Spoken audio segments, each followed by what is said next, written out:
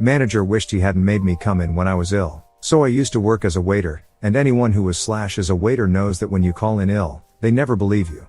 They always think you're pulling a sickie. Anyway, one day I'm throwing up loads throughout the night, so have to call in sick at 10 a.m. that morning. 10 a.m. comes, I'm feeling awful, I call up and my manager answers. He starts calling me a liar, saying I'm screwing him over, questioning me about what I ate, and then when I said I hadn't eaten any chicken, he said I must be lying because why else would I be sick? Anyway, long story short, he threatens to make my job hell if I don't come in. So fuck it. I went in. We were hosting a big table event and my manager and I were out front presenting the food to the table. It was a fancy restaurant. I have to leave halfway through as I feel ill, and my manager, when he comes to the back, forced me to see him in the office. I said I needed to stay by the toilet, but he said no. I had to come. So fuck it.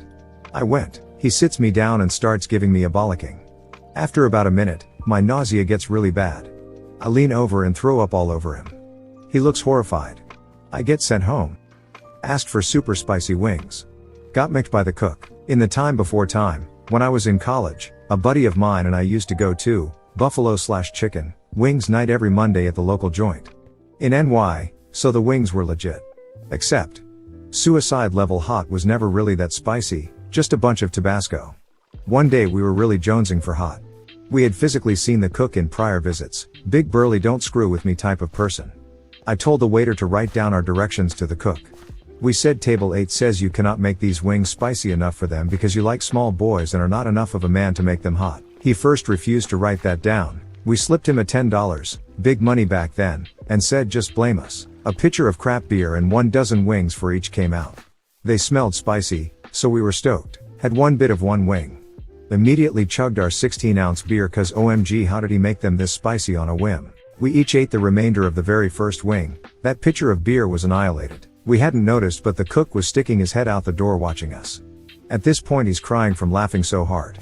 Comes over and says he'll make us a fresh order. Those were the ones sitting at the very bottom of the prep bucket for hours, had been soaking in the chili peppers / etc. and they never served them as a rule. We told him that wasn't right. We demanded hyper spicy. He delivered. It was our responsibility to finish them with a smile.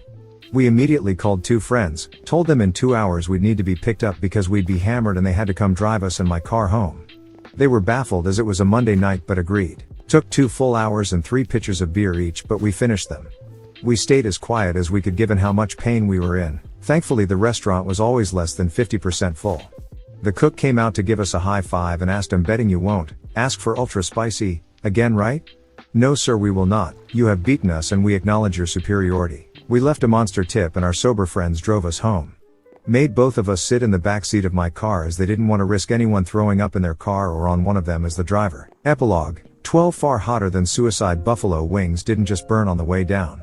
Thankfully we lived with only college students, who heard oh my god please kill me now from the bathroom for 48 hours after that. Best wings ever. Yes sir, we do expect payment up front. A little background info, I live in a popular tropical tourist destination and one of my jobs is as crew on a snorkel boat. I set up the boat before the trip, lifeguard, give history about the area, etc. My captain is also the owner of the business so what he says goes and knows the local waters like the back of his hand. Our company consists of him, me, and his GF who manages bookings, phones, emails. We aren't low quality but we don't offer full meals or entertainment on board and focus solely on the snorkel experience. Because of that compared to the larger boats our private charters are lower cost than most competition. In turn, we often get penny pincher people. Onward to the main story. A family of 22 had been hounding our office before they even arrived to our location, our office's words. They were pushy and trying to get discounts and free upgrades so I was already dreading this charter. Generally we take a card number and charge it before the charter but this group was adamant about paying cash. Office and captain said fine but told me to get payment before getting them on the boat. Our boat is 50 feet long and stays moored offshore a few hundred yards so we use a water taxi to ferry from the shore to boat. I got dropped off to get payment, check the group in, and give them pre-boarding info. I walked up to the main guy paying for everything to start the process and that's when things went downhill. M equals me, G equals guy. G, hello, which boat are we going on? M, points to our boat, that pretty one right there. G, that's not the boat we are going on. M, yes it is, there isn't any other boat sir. G, no the boat looks like this, shows me photo of boat from our website. M, yes sir, that is the same boat. We just had the bottom and paint replaced a month ago. I guess our office hasn't updated our website. Sorry about the confusion, but I assure you it is the exact same boat. Gee, well, I don't think you're trying to deceive me, but then why would they send me that photo? I'm sorry, I'm not sure what to tell you, it is the same boat. Gee, well, I think we need to go out and inspect it and look at it before we decide to go and pay for it. I'm sorry sir, that's not how this works. We have already set up the boat for the charter and blocked any other bookings to accommodate your private charter. You can pay and we can take your family out for their excursion, or you can decide not to go. We haven't received payment from you, so we have no obligation to you and no money to return. What would you like to do? Gee, then we don't want to go on the boat. Okay sir, sorry it didn't work out. You and your family have a good day. I picked up my stuff, turned around, got in the water taxi and left them on the shore. As we rode away, I could see the guy already on the phone trying to call the office. I called his bluff and he was panicking because his whole family just heard him say they didn't want to go, even though a lot did. Got back to the boat and explained to Cap what happened. He said it sounds like he doesn't want them on his boat anyway and their loss. We had planned to refuel after their trip but decided to do it now since we now had the morning open. They were still on the shore when we left but were gone when we got back. Once back on shore, the other guys who run activities in the same area told us the group had hung around for about an hour. I guess the guy was very convinced we would come crawling back, but when we didn't, the family started fighting since many had still wanted to go. Now they have to try to find another boat that has 22 spaces open and will most likely cost 2-3x more than us. It was totally worth waking up early without pay. Boss told me to gain some perspective, so I did and found a new job. I worked as a systems administrator for an IT firm. I got tired of dealing with abusive and angry clients for 5 years. I got tired of being micromanaged and being exploited. I got tired of being talked down to like I was a child anytime the slightest little mistake was made. When my boss learned I was no longer going to work in another market 3 days a week like I originally planned, and he had no one else, because no one wanted to deal with the jerks in that market, he spent an hour lecturing me on taking a long hard look at myself. He said that he was concerned about my reliability after refusing to spend 3 hours a day commuting to the other market on top of my work day. If I can't rely on you to work in the other market, then I just don't know if you have much of a future with this company. I think you need to take a long hard look at yourself and gain some perspective. You know what, you are absolutely right. 2 weeks later, I found a new job and gave my notice. He begged me to stay, offered me more money, etc. This went on for days. I said no thanks. I finally found the perspective you wanted me to find. Boy, am I glad I did. A new job with a raise and benefits, and no stress. The only advice you've ever given me of value. Good luck to you. He let me go a week into my notice. Started the new job, love my new boss and my coworkers. It's been over a year later. The former boss hired 6 different people to fill my spot. Each lasted 1 to 2 months before they left. Wonder why that is. Maybe he needs to gain some perspective on how to run a company and treat people? Empty everything from my bag? You got it. I work in a transportation facility which requires me to go through a security checkpoint that inspects bags and such, and you have to go through a metal detector. They require us to remove any electronics or wires from our bags. Since I'm a technician, I carry a laptop and network cables in my bag plus some small hand tools.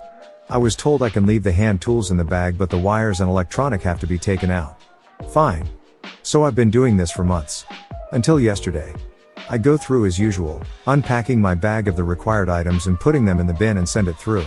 I send my bag afterwards. X-Ray says nothing, so I start reloading my bag. This is when X-Ray stops talking to her coworker friends and realizes she has to work. They start going through my bag, pulling out everything I just put back and telling me this is supposed to come out and go in a bin. I did. You weren't paying attention. X-Ray then proceeds to tell me anything metal has to come out.